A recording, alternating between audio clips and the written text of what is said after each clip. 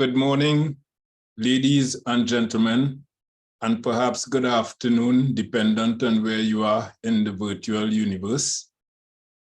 It gives me great pleasure to bring greetings and to moderate this very important event that is hosted by the Sir Arthur Lewis Institute of Social and Economic Studies, St. Augustine campus on the University of the West Indies in Trinidad and Tobago. Before I begin, I would like to bring apologies from the campus principal, Professor Rosemary Bell-Antoine, who, due to her busy schedule, is unable to be present with us today. So I bring apologies on behalf of the campus principal. As I mentioned, this is a very important event on the SALISES calendar. And it is yet another episode of what we call the SALISES Spotlight Initiative. The St. Augustine branch of SALISES embarked on the SALISES Spotlight Initiative based on the tradition that had been set on the Mona campus, where SALISES also resides. And of course, our brothers and sisters in the Mona campus had spearheaded such an event at least 2 years ago. We here in St. Augustine felt that it was an important event to showcase the research, and the very important research that is undertaken by the research fellows in SALISES St. Augustine. And to date, we have had 4 such SALISES Spotlight lectures featuring fellows from SALISES St. Augustine. We have had one by Dr. Priya Mohan, which looked at weather systems in the Caribbean, the impact of climate change on economic fortunes in the Caribbean region. We had a second by Dr. Indira Rampasad, looking at issues in the context of the Caribbean Court of Justice and Caribbean jurisprudence in the context of CARICOM and regional integration movements. We had a third lecture by Dr. Bipaya Pari, who focused on the link between disability and poverty in Trinidad and Tobago and the wider Caribbean. And we had a 4th lecture by yours truly, looking at science, human population dynamics, and sustainable development in Caribbean SIDS. Today, we are going to witness a 5th such lecture that is going to be delivered by Dr. Robert Stewart, who is a recent addition to the SALISES academic crew. And he is going to speak to us today on the subject, financing a low carbon economy, a case for a Trinidad and Tobago Green Investment Bank. This is indeed a very important subject that he has chosen to speak about, and Dr. Stewart is well qualified to make and bring his pronouncements to bear upon the scholarship of the discourse in this particular arena of intellectual pursuit. On thinking about Dr. Stewart's lecture this morning, I could not help but try to infuse my own thoughts with respect to some of the issues that he may be addressing today. And if not, at least, we can begin to think about them. But of course, many of you, I expect, will also have your own thoughts in terms of the kinds of comments and questions you will bring to bear upon this forum.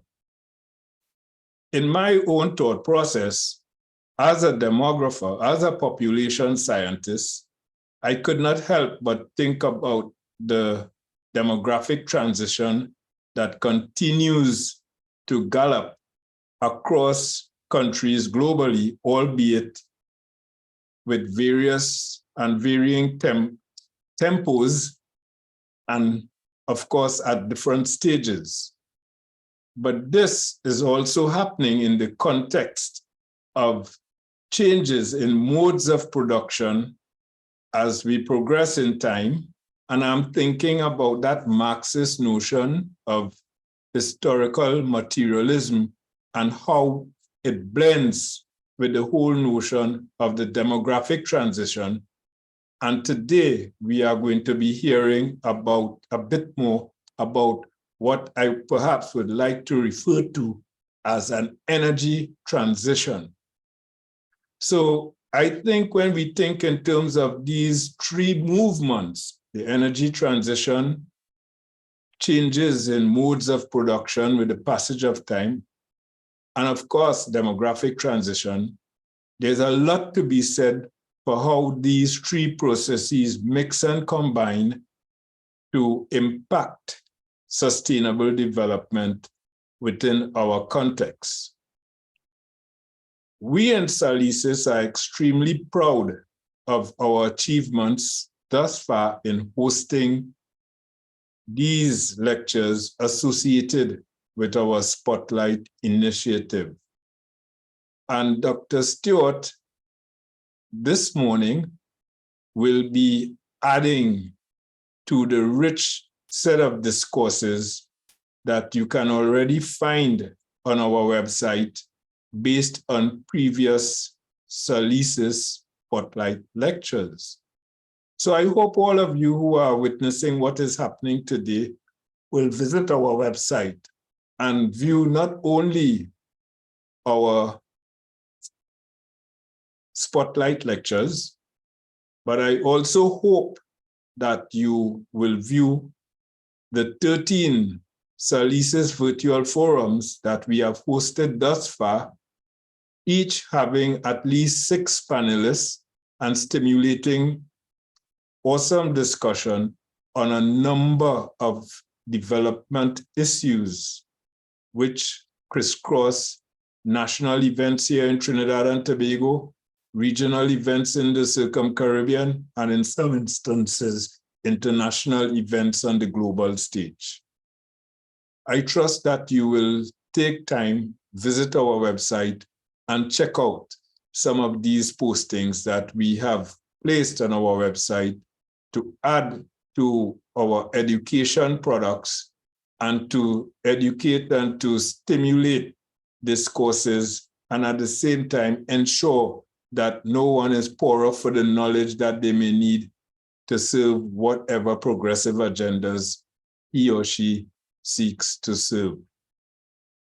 So it is with this kind of thinking in mind that we have embarked upon the series of events that we have embarked upon here in SALISES, the SALISES virtual forums, the Spotlight initiative, and the lectures associated with such.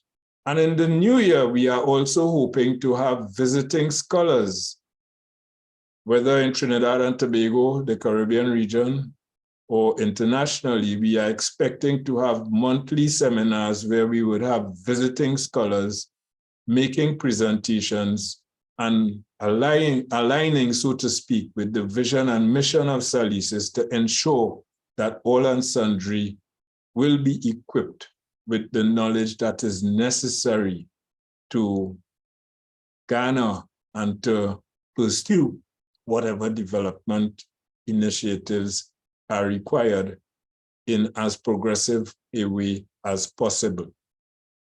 So having said all of this, and not to steal the thunder from Dr. Robert Stewart, I wish to conclude my welcome and introductory remarks, and all that is left of me now is to introduce Dr. Robert Stewart before he begins his lecture.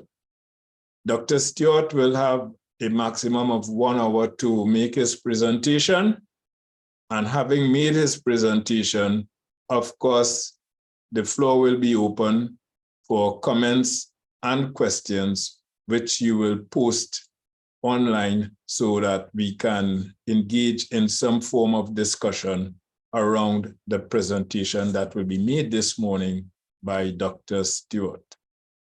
So if you may, I will now seek to introduce Dr. Stewart, and I shall start by stating that Dr. Stewart earned a PhD in Economic Development Policy from the Sir Arthur Lewis Institute of Social and Economic Studies, SALISES, at the University of the West Indies, St. Augustine in Trinidad and Tobago.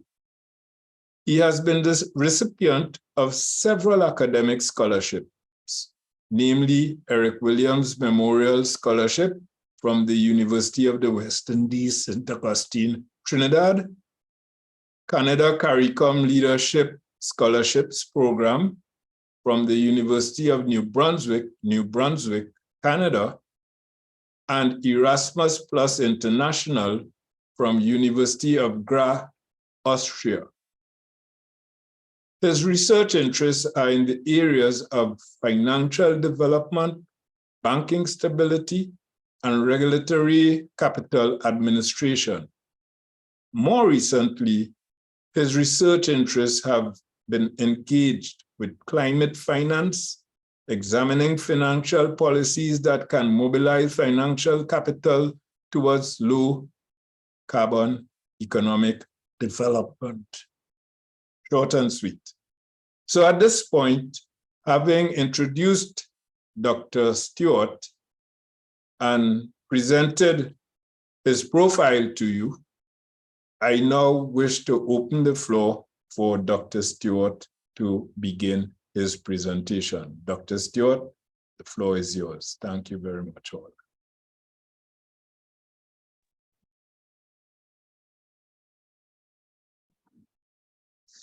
Thank you, Dr. St. Bernard. Thanks, everybody, for coming out. And welcome. So this talk is positioned in the space of climate financing, as Dr. St. Bernard initially indicated. Specifically, this talk will introduce and outline the idea of green investment banks, which are institutional vehicles being used to mobilize financial capital towards low-carbon economic development. The presentation will describe how GIBs are being used to scale up low-carbon investment across several countries, as well as subnational regions. And then I will go on to try and make a case for a Trinidad and Tobago green investment bank as an institution that can support financing to meet Trinidad and Tobago's domestic low-carbon goals.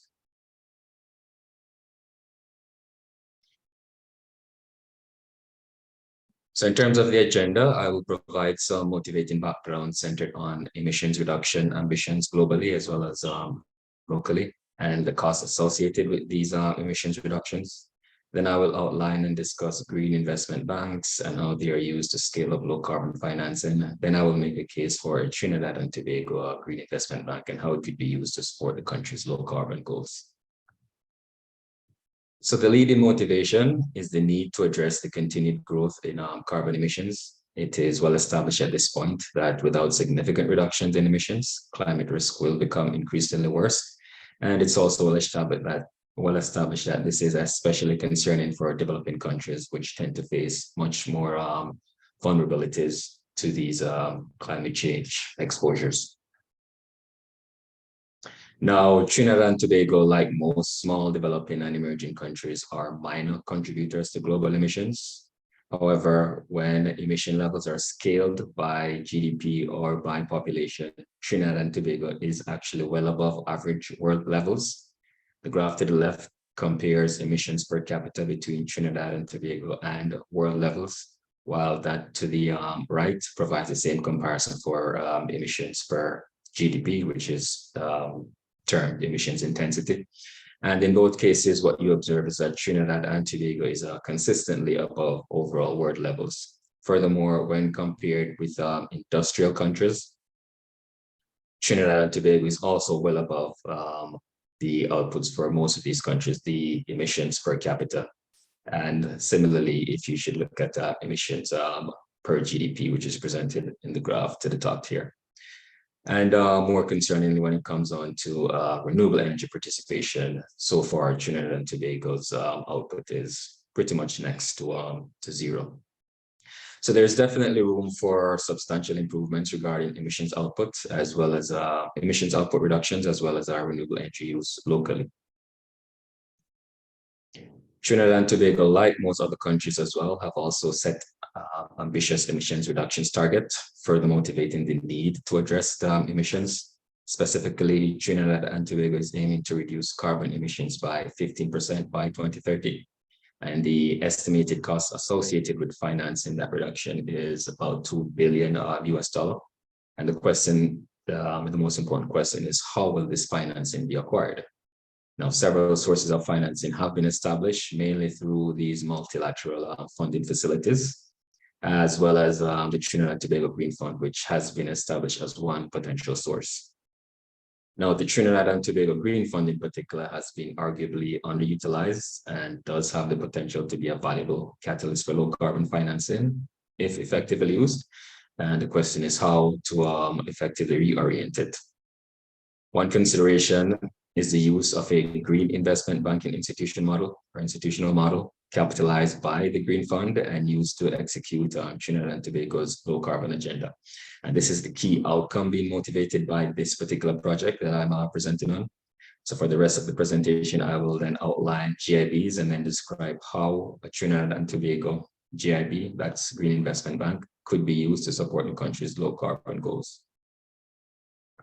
So what is a Green Investment Bank, or GIB? In essence, it's a streamlined development financing institution, streamlined in its focus on low carbon economic development and operating on this principle of crowding in private financing into these low carbon investments, which in simple terms just means attracting private financing towards low carbon investments. And most of this is done by aiming to reduce whatever barriers or impediments exist for our private capital from entering, preventing private capital from entering low carbon investments.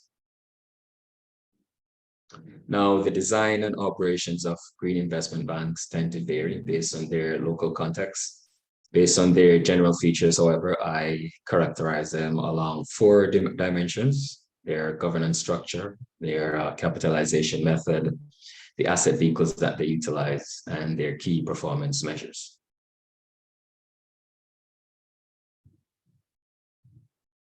Here, I tabulate the most common arrangements for these four characteristics. So in terms of governance structure, green investment banks are generally established via legislations as government corporations and then governed by some independent appointed board of directors. Green investment banks are typically capitalized from public funds, either appropriated recurrently or by a fixed amount over some specific period. And typically where capitalization is concerned, the expectation is usually that the GIB should become self-financing over some established period of time. Some green investment banks are also allowed to raise their own capital using typically bond issuances on the capital market, while others sometimes are restricted from doing so. Asset vehicles tend to vary, but are usually designed around long-term financing instruments. Larger green investment banks tend to invest on more commercial terms using direct debt or equity capital, for example, whereas smaller ones tend to specialize in loan instruments and sometimes credit enhancement instruments.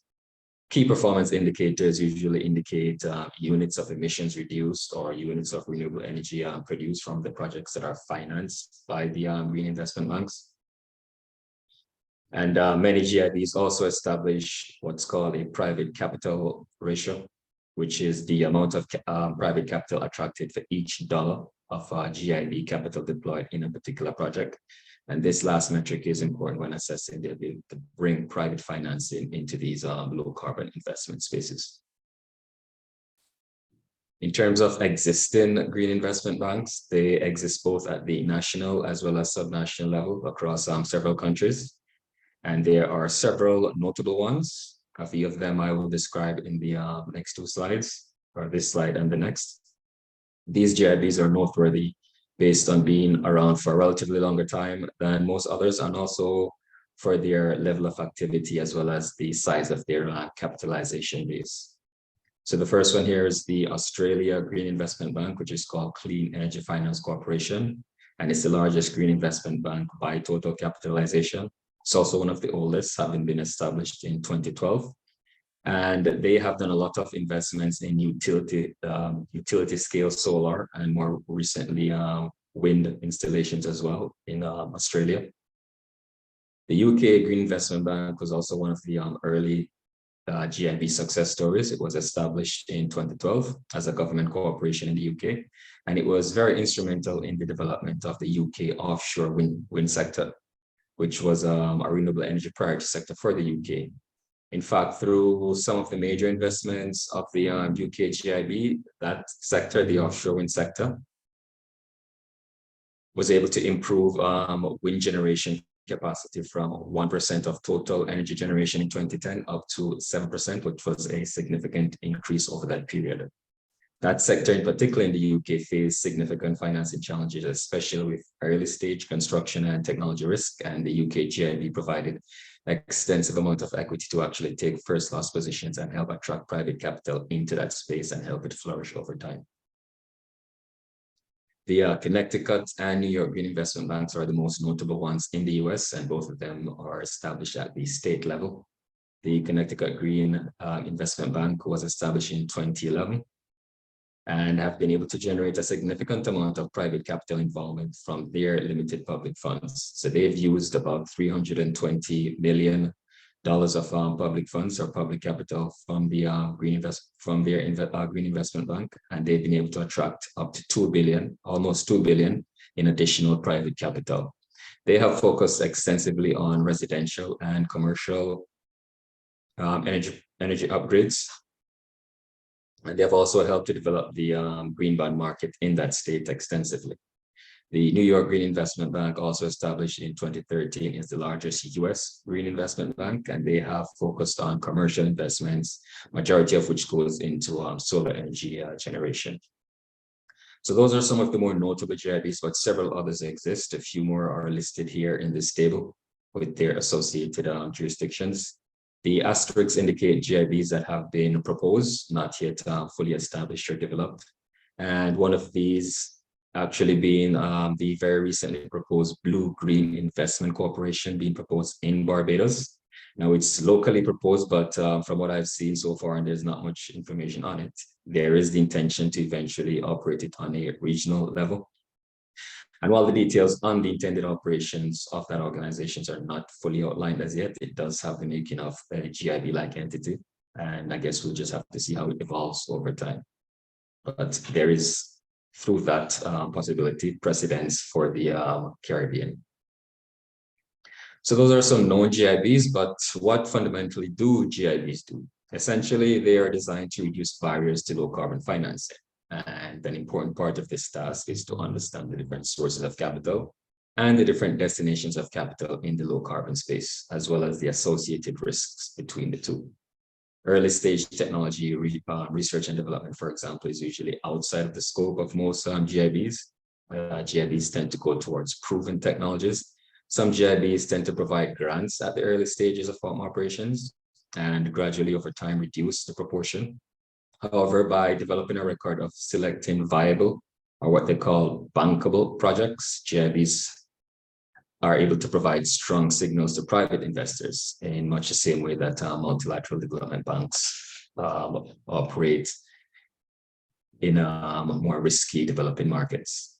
Some GIBs might offer grants or early stage capital in the form of equity, where GIBs generally focus, however, are at the project implementation stage and at the operational stage to help bring projects to market or scale up existing operations. Some GIBs have also been able to develop strong internal expertise, which can be brought to projects in sort of advisory capacity, along with financing for those projects. So when they fund projects, they're able to bring their advisory expertise as well.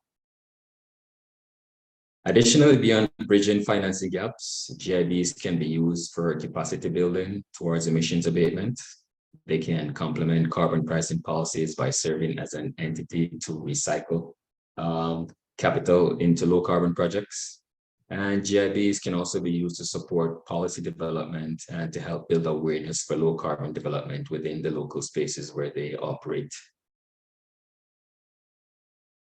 This is especially valuable for developing economies where green investment banks can further be used to build enabling environments or build capacity for low carbon economic development. In particular, GIBs in developing economies can actually be used as central institutions for implementing nationally determined contributions. They can also be used to develop financial policy support for low carbon investments, and can further be used to build important international partnerships with other existing climate financing institutions as a means to leverage not just additional funding where it might be necessary, but also leveraging necessary expertise and technical advice that can actually help to support their local environments. And these are all things that could benefit Trinidad and Tobago's low carbon agenda. So given the potential value of GIBs, I contend that such an institution could be valuable to Trinidad and Tobago and as well as other developing or emerging countries aiming to accelerate their low carbon development. However, for many other developing countries, one of the main challenges for an institution like this is finding the funds needed to capitalize the institution. However, I argue that for Trinidad and Tobago, the Green Fund could be repurposed to serve this role, that is repurposed and used as capitalization for such an institution, which would also give more purpose and use to the Green Fund. So what would be the recommended approach for a Trinidad and Tobago Green Investment Bank? So a government corporation established via legislation and then covered by independent appointed board of directors. This is the standard framework for most green investment banks in terms of their governance structure. And the legislation used to establish the institution would outline the governance structure as well as the operating mandate of the institution. Legislation would also define capitalization framework, and the recommendation here is again to repurpose the Green Fund into a capital endowment for the Trinidad and Tobago Green Investment Bank. Further, if this method of capitalization is chosen, then the existing advisory committee of the Green Fund could be transferred to becoming the board of directors for the Trinidad and Tobago Green Investment Bank with additional appointees if necessary. As mentioned earlier, the Green Fund has been highly underutilized over its lifetime and does have the ability to be more valuable, to be a more valuable financial tool for Trinidad and Tobago's low carbon agenda if repurposed in this way. So once established, a Trinidad and Tobago Green Investment Bank can serve as the central institution focused on executing Trinidad and Tobago's nationally determined contributions. Can also be used for developing innovative financing instruments that can support low carbon economic activity, for building more partnerships with international organizations that can provide additional funding as well as the technical expertise on low carbon development, and also just for helping to spur overall development of the green financing markets locally. In terms of finding specific areas where a green investment bank can initially focus in Trinidad and Tobago, I think there's potential for what is called on-billing, which I will describe in the next few slides. But basically, on-billing aims to finance renewable energy installation or installments through the savings realized from said installments. And these installments are typically disaggregated at the micro level, so at the household level. So in on-billing, energy savings upgrades are performed on buildings, say, for example, a solar installation. The upgrades are intended to reduce the electricity cost of the building by replacing the utility that's sourced from the electricity utility, with that being provided by the, for example, say the solar panels installed. And these realized savings can actually carry the financing for the upgrade itself under the right financing arrangements. In some cases, on-bill financing, the utility performs the utility company might perform the financing for the upgrade. This is done in some more developed countries, some more regions. The cost is paid for over time through some sort of established utility bill surcharge. In other cases, third parties can actually provide the financing, and the payment is still made via a utility surcharge, but then this would have to be remitted to the third party from the utility provider. Now, several GIBs have entered this financing space, and in both cases, the utility provider becomes a key administrator. However, to get over this issue, this can be avoided in some cases by energy services companies or just the lender directly financing the utility upgrades without the need for the utility provider. The issue in that case normally is there tends to be more credit risk involved. And in such cases where lenders finance the installations directly, typically they're done through some form of lease loan agreements. Financing is provided for the energy upgrade, and then the equipment remains the ownership of the financing entity until the financing facility is fully paid off. Now, the GIBs can actually provide different types of financing facilities to support this type of on-billing financing facility, whether providing it directly or whether providing direct financing or using credit enhancements such as loan guarantees to encourage other lenders to finance the projects themselves. The advantage of the financing arrangements is always to try and provide longer-term financing so that the payments can actually be more affordable, that being the installments, and then also allowing the energy savings to be able to carry the financing cost or the intermittent financing cost. In Trinidad and Tobago, I also further argue that such an arrangement could also help to reduce reliance on electricity subsidies. The way that will be done is by financing solar energy upgrades via the on-billing arrangements. The additional electricity costs that would come with the removal or reduction of the electricity subsidy could be absorbed in the energy savings cost achieved from the solar upgrades. And this can be further motivation for such an arrangement here in Trinidad, which would then be administered through a Trinidad and Tobago Green Investment Bank, which further motivates the potential value of such an institution. The Trinidad and Tobago Green Investment would help to support the right long-term financing terms that would make the arrangement a lot more financially feasible. So in conclusion, Trinidad and Tobago has established emissions reductions targets, which will require relatively large amounts of financial investments. And the TT Green Fund has the ability to be reoriented and become a more important catalyst for these investments. To more effectively use the TT Green Fund, I propose this TT Green Investment Bank, again, with the reorientation of the Green Fund into that capitalization mechanism, with an initial focus on solar energy upgrades via this on-billing mechanism, which at the right scale can support emissions goals while also potentially addressing the local issue of electricity subsidies and the fiscal costs that come with said subsidies. And with that, I can end and then start taking questions and comments.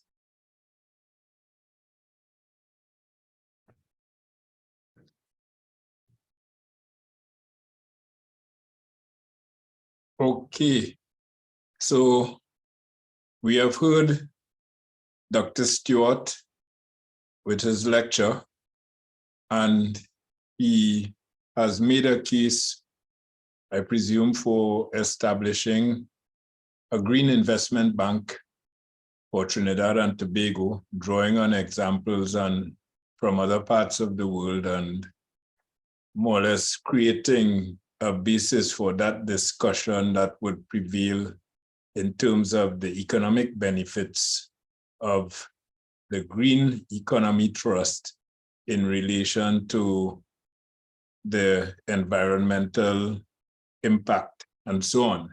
So we have heard Dr.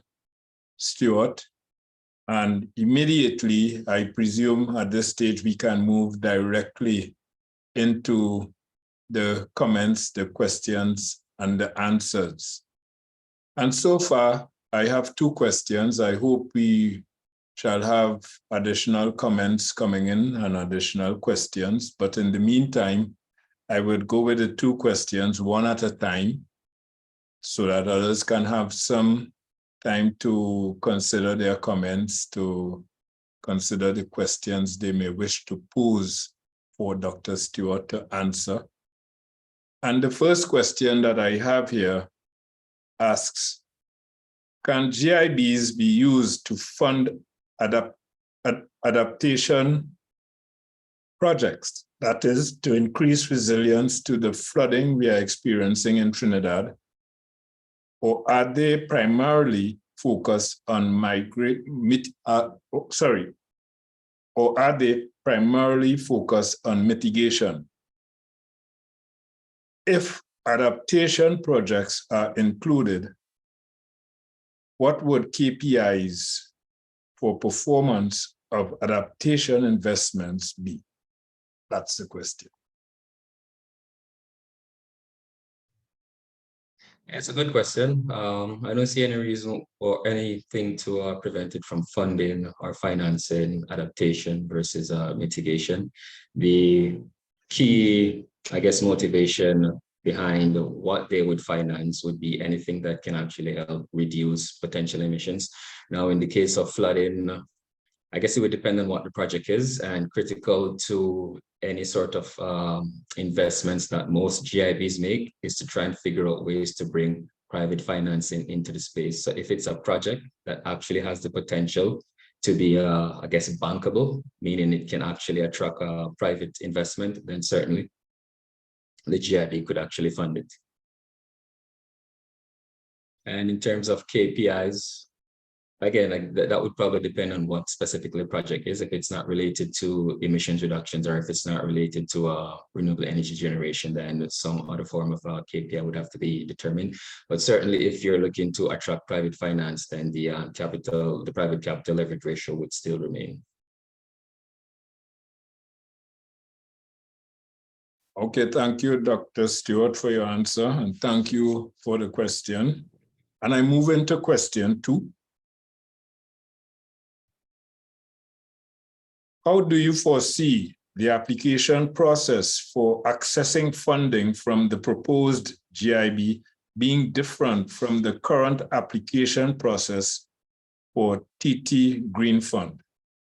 I believe right now, an issue with accessing the Green Fund is lengthy application process and inadequate quality projects applying to it. Correct me if I'm wrong. Would the GIB be able to fill that gap of quality projects being available? That's a good question as well. Possibly. Now, GIBs don't typically focus on grants, depending on, I guess, their domestic contents. If there is an important space where grants are necessary, then they can certainly do that. But typically, they try to finance, again, bankable projects or projects that can actually generate revenues, and as such, crowding private financing. In those cases, then a key component will always be to be able to get a project where private investors are involved. And so the process for, I guess, determining allocated funds would actually be different. Now, in terms of the application process, well, yeah, the application process would be very, very different, because in this case, again, you're not just providing grants for, I guess, NGO type organizations or projects. You're actually looking to finance private investment projects. So yeah, the application process certainly would have to substantially change. Okay, thank you. And I move on to yet another question. What are the main differences between the Green Investment Fund and a possible GIB in Trinidad and Tobago? Well, if by the Green Investment Fund you mean the existing TT Green Fund, there is a big difference. For one, the current Green Fund is not really institutionalized in a way that allows it to actually help with, I guess, policy development and development towards financial innovation for green financing. One. Number two, it's strictly a grant funding facility at the moment. And GIBs, again, what they typically do is they try to finance bankable projects that are actually capable of attracting private finance. And the idea is, in this space of climate financing, where there's a lot of reliance on public finance, and there is a need to reduce reliance on public funds by attracting private funds where private funds can actually be used.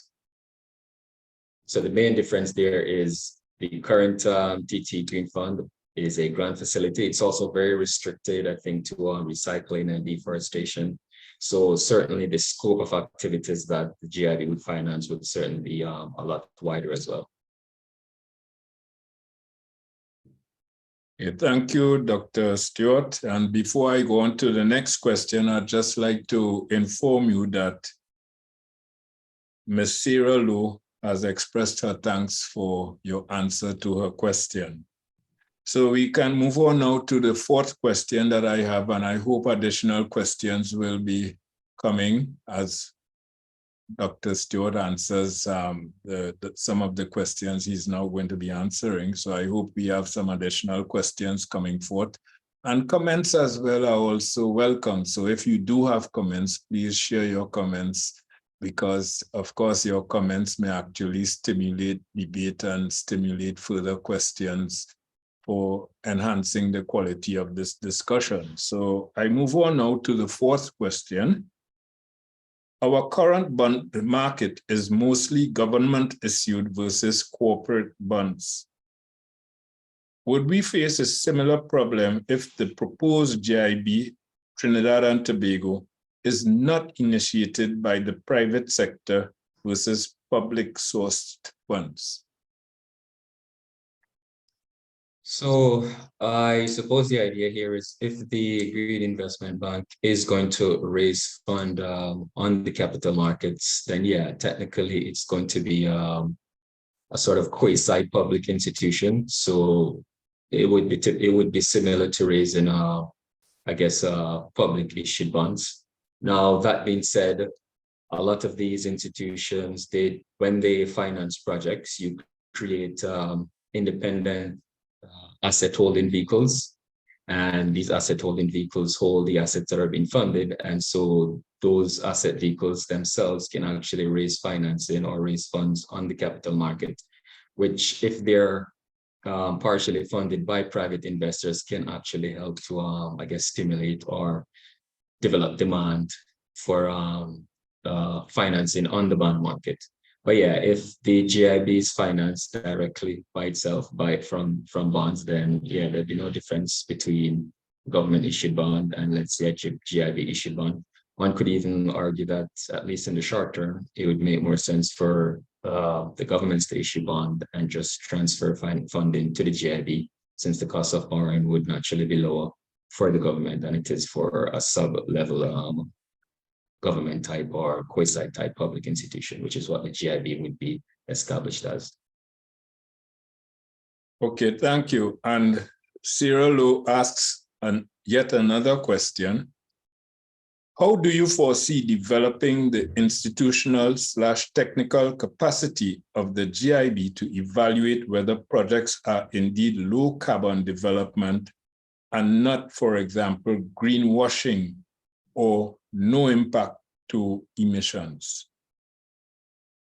Yeah, that's a good point. I guess greenwashing is a big issue in the green financing space at the moment, particularly for corporations that are looking to satisfy certain types of requirements, such as ESG requirements.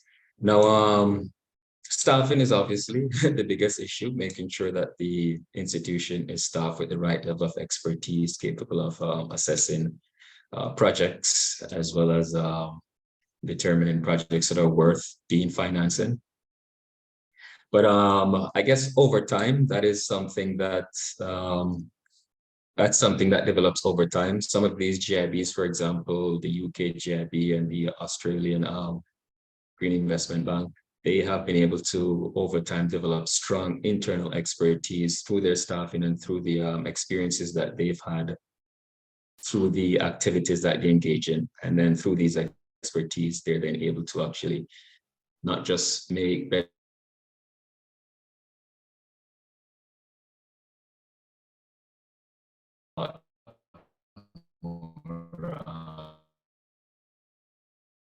over time from the institution.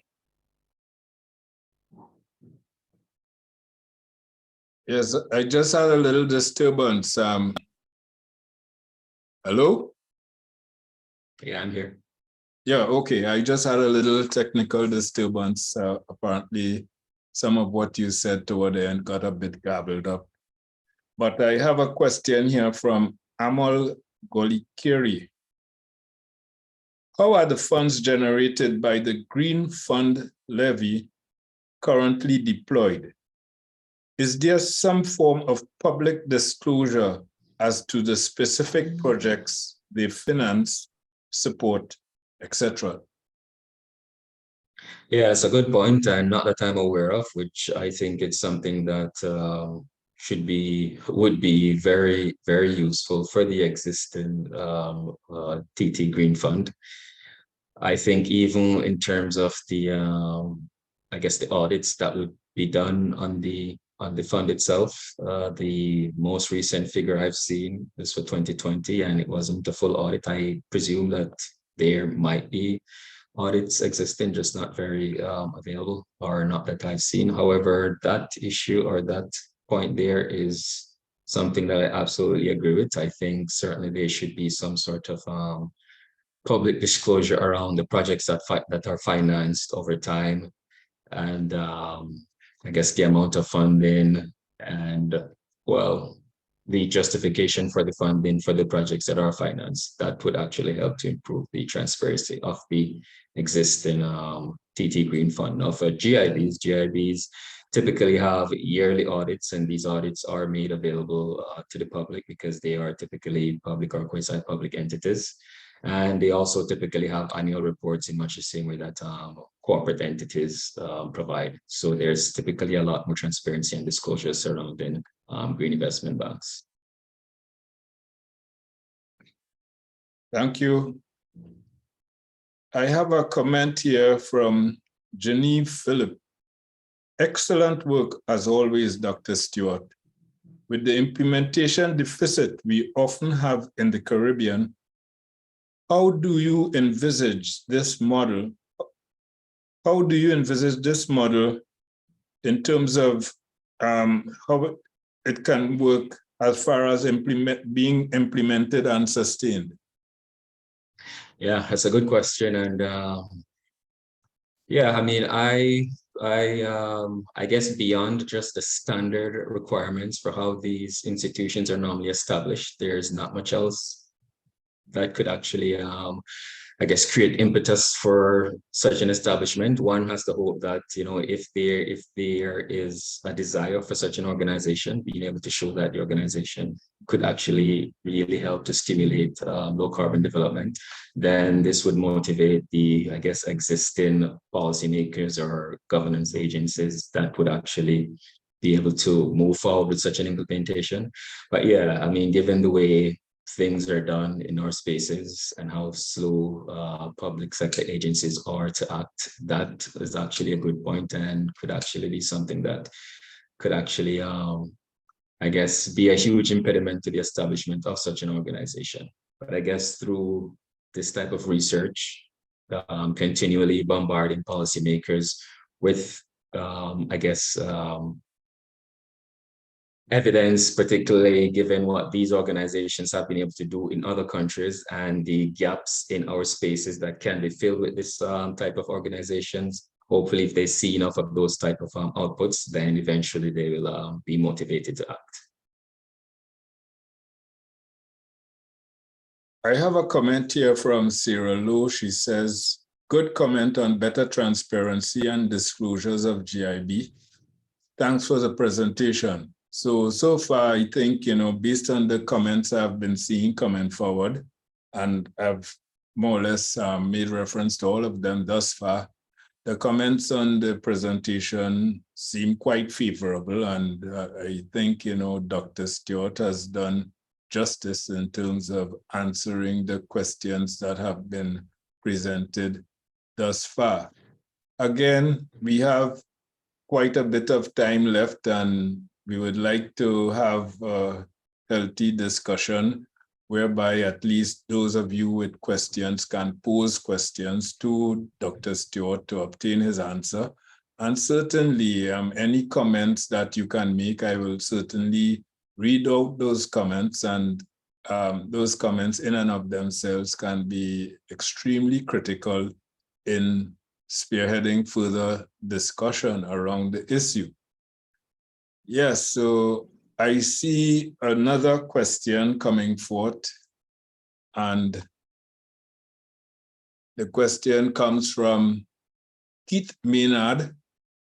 Is there a potential for a GIB being a privately run company? That's a question from Keith Maynard. Actually, yeah, that's a good question. There are a few private ones. Typically, they are established as public corporations, and obviously under that type of registration framework, they're supposed to operate at arm's length to the government. So even though they have public responsibility, they do operate in much the same way as private corporates do. But there are a few GIBs that I've seen that were established as private entities. One was established in India, and it was, I guess, established as a subsidiary of a capital management company there, and partly funded by the World Bank. There's also the one that I mentioned that is being set up in Barbados. That one appears to be at least public-private, and there is one private entity that's helping to set it up, as well as they're also receiving financing from the World Bank through this, I think, Global Environment Facility, one of these climate financing funds that the World Bank manages. The UK GIB, which was initially a government corporation, was also privatized in 2017, 2018. So definitely there is precedence for, I guess, private green investment banks. Thank you, Dr. Stewart. Cyril Lowe is asking yet another question, and we appreciate all those questions that are coming forth so far. What do you think would be the biggest challenges in getting the TT Green Fund to become the GIB? Are there any progress? Is there any progress toward this so far, or is this mostly just an early stage idea? Yeah, from my perspective, it's just an early stage idea. I'm not aware of such a potential move being made or being under consideration. It's an idea that I'm presenting, and who knows, hopefully maybe it will gather some traction. In terms of what might be the biggest challenge, I guess, as one of the previous questions mentioned earlier, the implementation deficit, just, that those frictions or impediments that typically, I guess, restrict public implementation processes that we're used to, or we've become accustomed to in our spaces. And also, Cyril Lowe asks, do you know the name of the GIB in Barbados? Yeah, it's called the Barbados Blue Green Finance Corporation. Sorry, Blue Green Investment Corporation.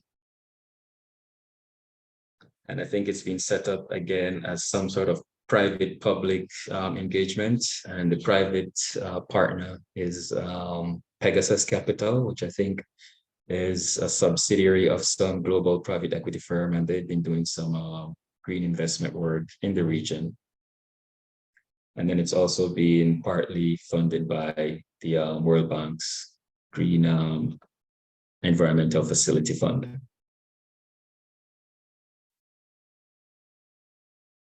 Yes, I'm still awaiting further comments and questions coming forth. Is there anyone with a burning question that he or she wishes to bring to the fore? Or are there any comments that you would wish to make with respect to the presentation so far? Of course, if you really like what you are hearing, you can just simply say that. And anyone?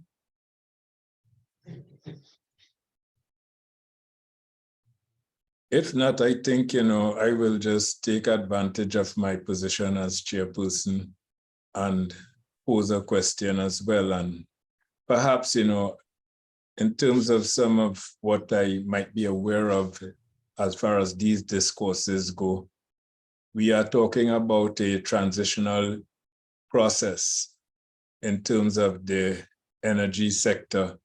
And I would imagine there could be some measure of pushback by those agents who can make this thing work. Could you tell me if, let's say, you were to be sitting in a boardroom and arguing a position for, ensuring that, the green investment is a valid investment and it is something that is going to be worth the while in, let's say, the next 10, 15 years, what sort of position will you take in terms of arguing for it? Because I would imagine there are naysayers who will try to shoot such efforts down. What would be your position in terms of your arguments in support of it? The biggest one would be reducing reliance on public financing for low carbon development. I imagine the government might like that. I imagine the citizens might like that. So taxpayers' funds can actually be used to do the things that I guess private finance can't actually address. And then you allow private finance to go into the spaces where private finance should really be going. A second issue could be for the natural gas industry. If you can reduce the consumption of electricity, which is fully supplied by natural gas, then that could actually free up more for export. And since electricity is subsidized, the revenues being generated on it locally are probably not going to be as much as what can be generated if you can free up more for export. So I think those might be two welcomed possible advantages of established as an entity. You might assume that it can actually do the things that it's established to do. Yeah, thank you. Well, I see some other questions coming to the fore, and one is from Hammond St. John. The time it takes for the issuing of green fund means that if a GIB has been initiated, we would not know about it for about 2 years. Well, I don't know if it's a question. It reads more like a comment. I don't know if you have anything to add to a comment such as it that. It probably goes back, probably goes back to the same issue of this implementation deficit that Genevieve Durham mentioned. Typically, again, where public motions or public activities concerned, especially when it comes on to policies, we tend to be very slow. And so maybe this statement is referring to that. So even if we initiate, or I guess maybe saying even if the government decides to initiate the establishment of such an entity, it might take several years before it even comes to fruition, given the way that things are usually done. But again, I argue that if there's enough drive or enough demand behind such an entity, then maybe those implementation deficits can actually be reduced, and we might see establishment in, I guess, quicker time than what we might be ordinarily used to. Okay, thank you. And again, from Keith Maynard, what is the track record for existing GIBs in general? Are they profitable? Oh yeah, they're actually quite profitable. The UK, so this private capital leverage ratio is normally one of the main metrics I use to determine how well the GIB is able to attract private financing. The UK GIB, for example, had a ratio of about 3.5. So for every $1 of public funds being deployed into projects by the UK GIB, they're acquiring or attracting another $3 in private finance. It also was given, I think, a mandate to have a minimum return on investment, and I think that was 3.5% at the time when it was established. The Australian Green Investment Bank also has a minimum return on investment, which is pegged to the Australian 5-year government bond. And they've also been able to attract a lot of private investments for each dollar of GIB funding that they deploy. Similarly, New York Green Investment Bank, Connecticut Green Investment Bank. Initially, these entities would, I guess within the first few years of operations, not surprisingly, they operate at a loss. And then over time, they become quite profitable, actually very attractively profitable. So yeah, definitely they are profitable. They do have a track record of being profitable. And then Jan Smart asks, I have a company that sells electric cars. Currently, I'm looking for investment. What's the best way to get investment for the company currently? It's a good question. I mean, Trinidad has some facilities. Certainly, it's not going to be from the GIB, right? Than it is at the moment. But Trinidad, I think, does have some facilities. I think through, for example, what's this? Nedco, I'm not sure what the size of their investments are, but they certainly provide business development loans. I think there's also a few other entities in Trinidad that do provide business development loans. Now, one of the challenges for, I guess, electric vehicles currently is having an adequate charging network. My understanding is, I guess, there's not much developed. Now, most of these vehicles, they do have the ability to be charged, I guess, at home, but for deployment to actually increase, I think there is going to be a need to somehow establish or start establishing public EV charging stations. Okay, thank you. And Ms. Loa says, thanks for these discussions, Dr. Stewart.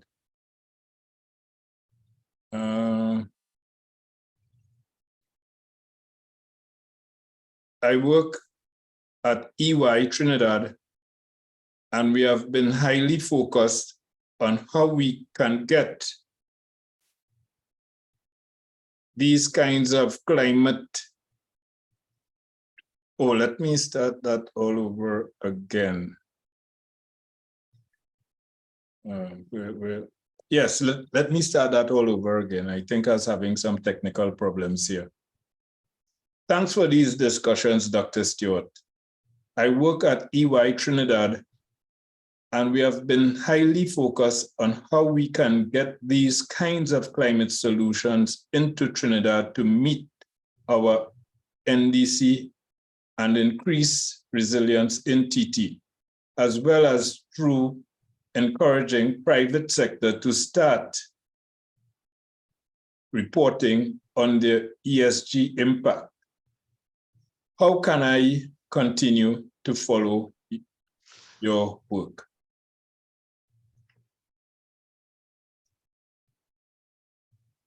Hello? Yeah, appreciate that. I can certainly provide you with my email, and we can connect and discuss, I guess, collaborative activities going forward. But certainly I can provide my email and my contact, and we can discuss on future collaborations. Okay.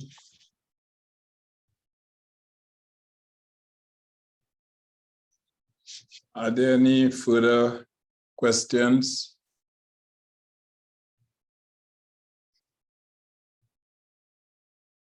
I'm not seeing any further questions. Are there any comments that are forthcoming?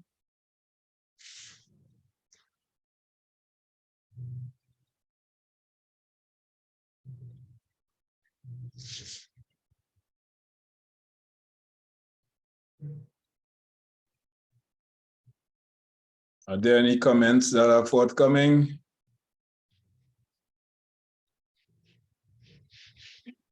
Well, I see that Dr. Stewart has posted his email address, robert.stewart@sta.uwi.edu. And I see also from Onika The presentation was well done and easy to understand. It proposed a very interesting and realistic goal for Trinidad and Tobago. How do you propose we as citizens can cause both the government and private institutions to become more invested in GIBs? Yeah, that's a good question. I suppose certainly the channels that actually have the ability to do policy-based work and show the value of such an institution or the value of policies similar to these need to continue to do that, continue to represent work to the public, and hopefully once it gathers the right amount of momentum, then I guess policymakers again will see reason to act and act favorably.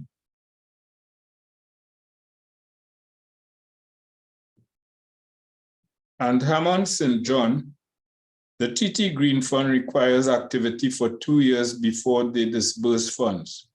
I do not know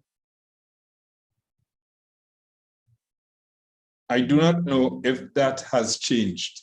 Could you respond? Yeah, I don't know if that has changed either, but that's not a bad policy to have.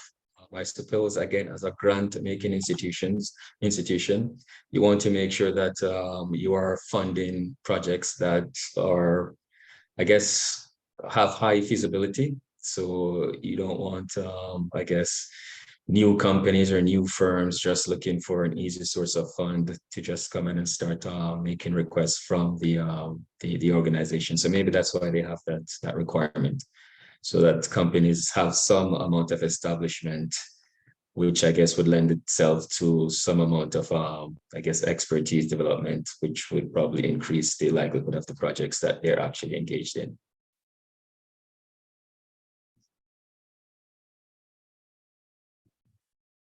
Okay. Are there any further comments, questions coming forth?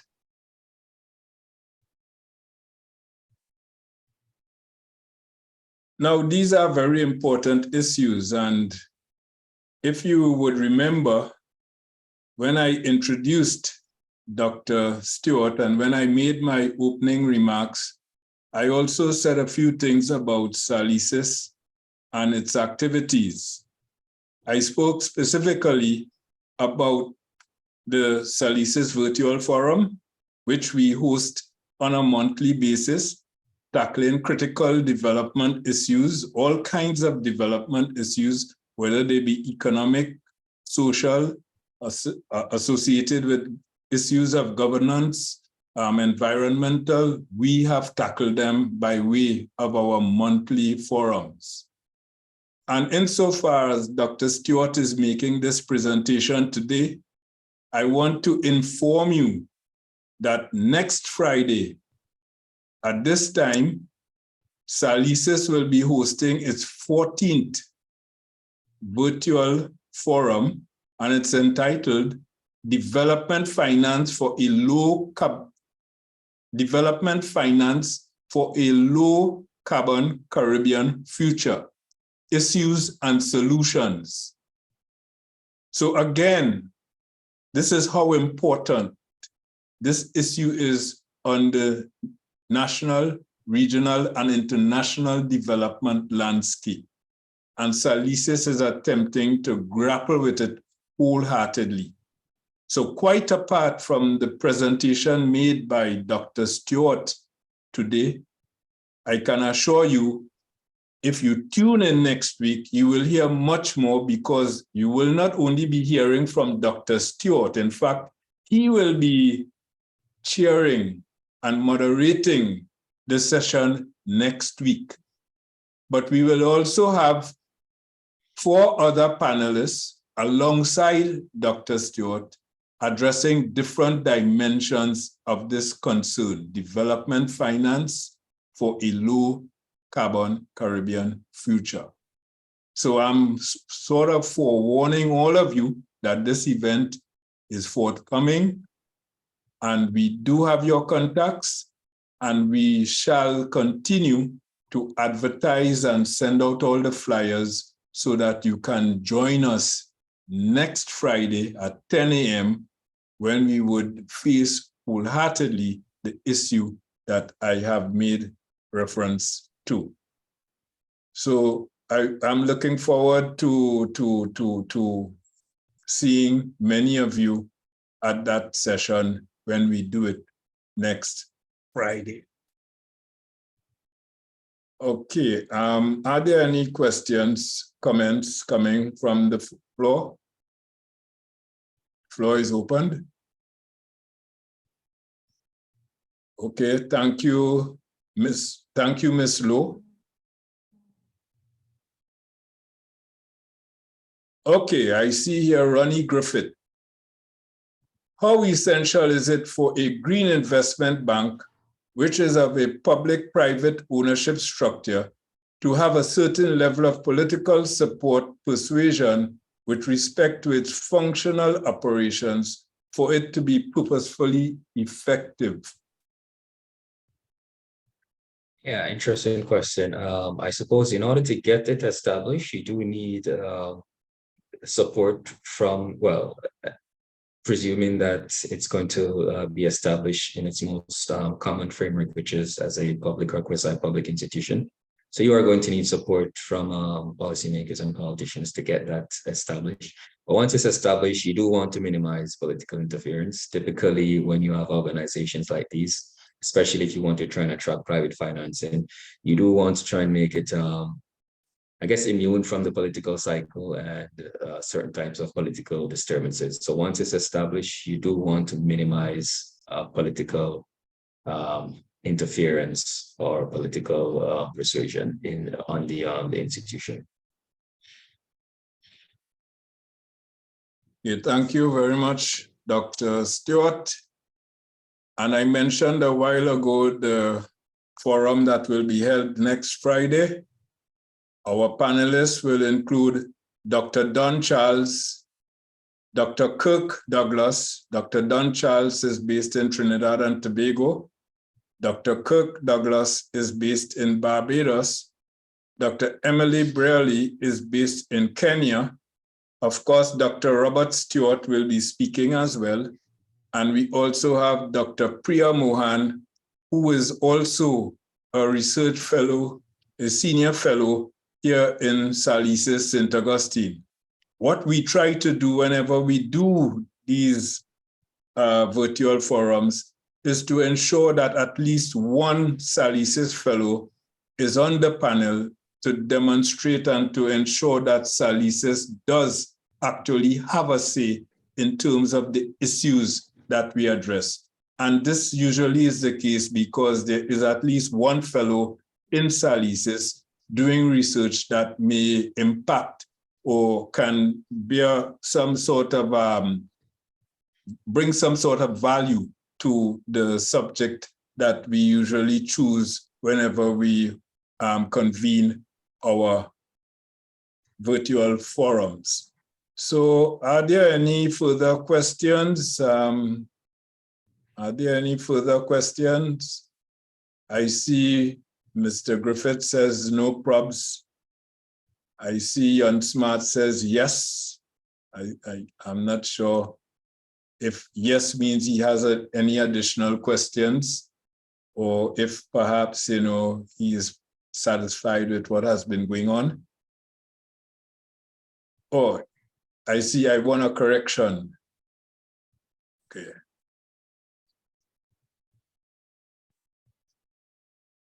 Oh, Dr. Parry says, great session. Thanks, Robert and Dr. St. Bernard. And of course, you know, Ms. Lowe says, thanks for your engaging questions. In addition to my institution email, you can also contact my Gmail. Okay, oh, it's not from Mo. I get it wrong. It's actually Dr. Stewart responding to Ms. Lowe. So that's a sort of private conversation where he's actually giving her another email address as well.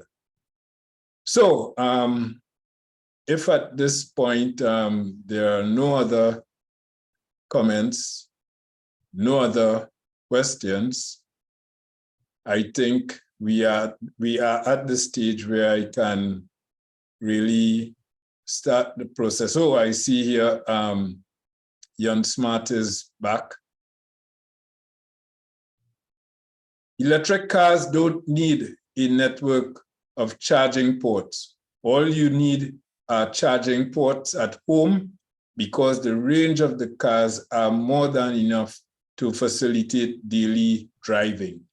So I presume this is a comment more so than a question. So I presume I got it right. Jan, I presume I got it right in terms of what is implied. It's more comment than a question.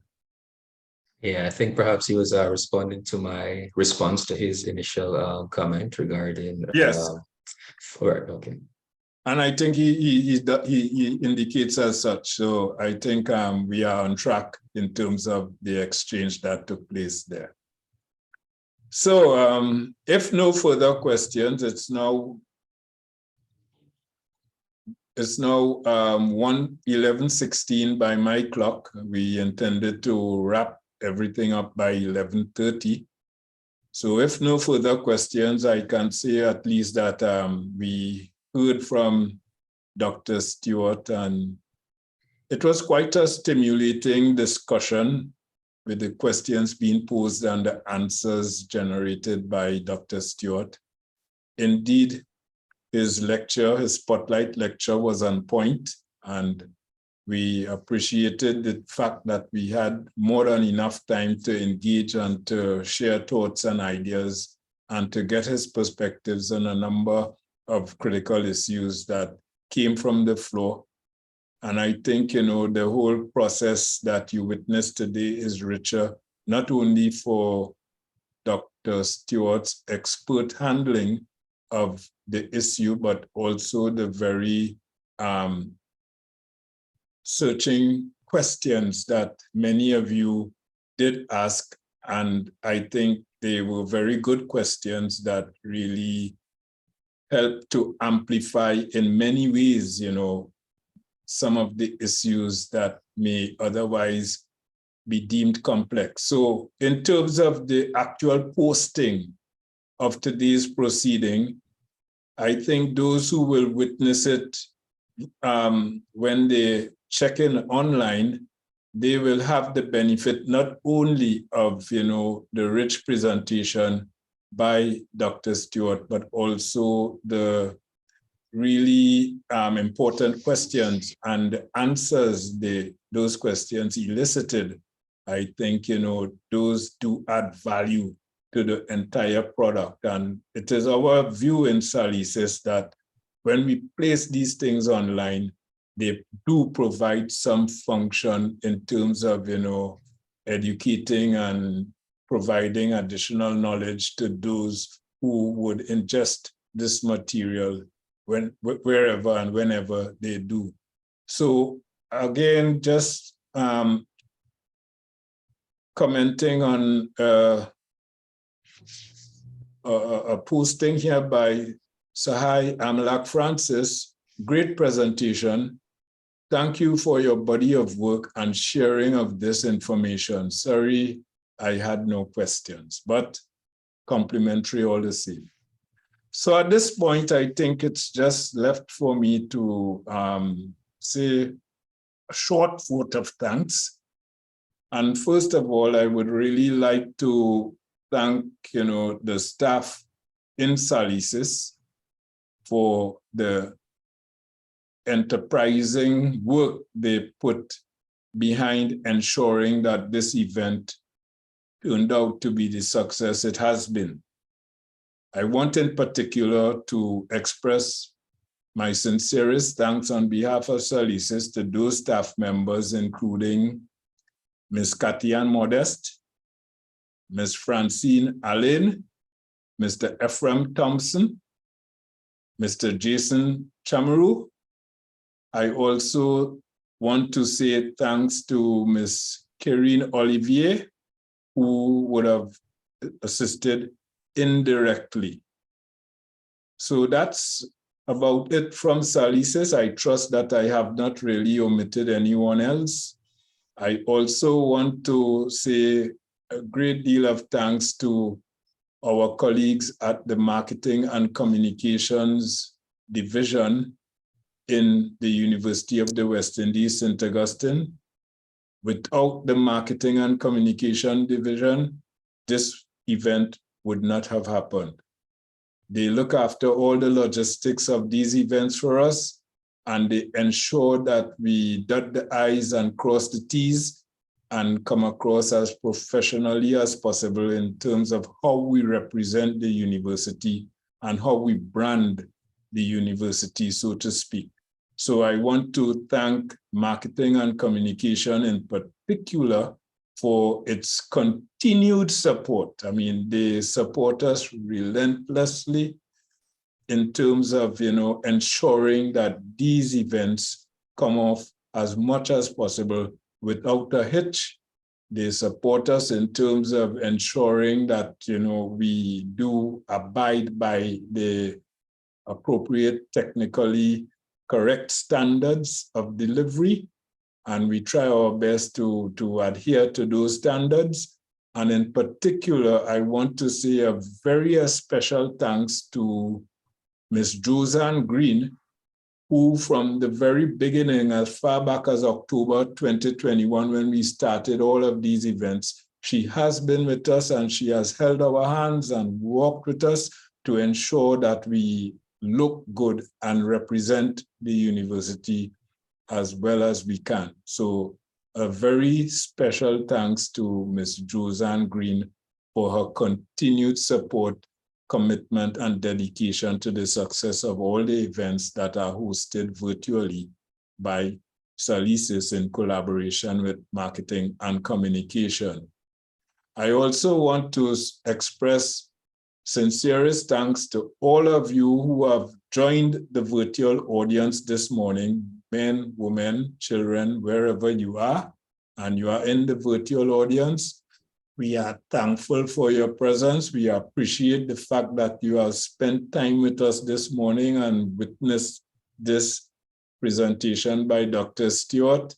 And we really look forward to your continued support in terms of participating in our events and where necessary, sharing, the good work that would have come out of the presentations and discussions in an event like this. So I really want to thank all of you in the virtual audience. Many names who I do recognize. I thank all of you from deep within on behalf of SALISES and on behalf of the university. And of course, Dr. Stewart. Dr. Stewart came to us this semester, and he has been working, teaching a course in SALISES. He will be delivering a workshop in time series analysis. He has participated in one of the earlier forums where he presented on the Trinidad and Tobago 2023 budget, when we did have that forum addressing the Trinidad and Tobago budget. He spoke from the standpoint of development financing.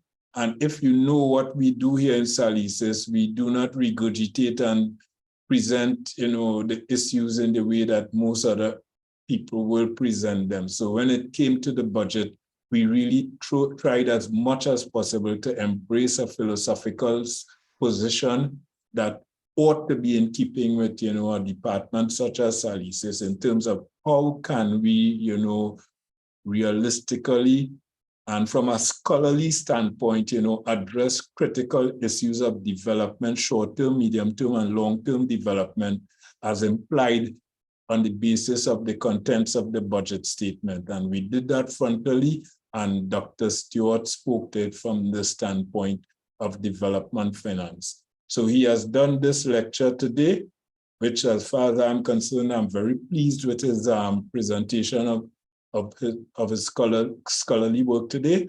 And certainly next week, you will see and hear more of Dr. Stewart in terms of what he has put together at short notice in terms of the forum that we shall be hosting next Friday. So Dr. Stewart, my sincerest thanks on behalf of SALISES, on behalf of the university, to you for what you have done here today. It has been greatly appreciated. And of course, I just want to think, well, I don't know if there's anyone from the media in the audience. I want to thank the media in the event that the media has covered this. Sometimes I feel we can benefit more from, the media input, right? But we are thankful at times for instances when the media do cover our events. We have been extremely thankful for those occasions, yet we feel that, there could be a bit more of a media presence in our forums and in our spotlight events, because we feel that the rest of the public needs to be in tune with the kind of issues that we are raising here. We are doing the research and we expect that, folk will be in touch with us. So having said all of this, and I don't know if there's anyone who I might have omitted from the array of thanks that I mentioned a while ago, but just in case I may have omitted anyone, I want to thank you personally for your and collectively for your contribution to this event. And I now have nothing more to say but to wish all of you in the virtual audience a good day, a good rest of day, and certainly I wish you the very best for the weekend coming up. And of course, if we don't cross paths before the holy season, I wish you the very best for the Christmas season and certainly for 2023. Thank you for participating in our forum and looking forward to see you guys again. All the best to all of you. Thank you very much.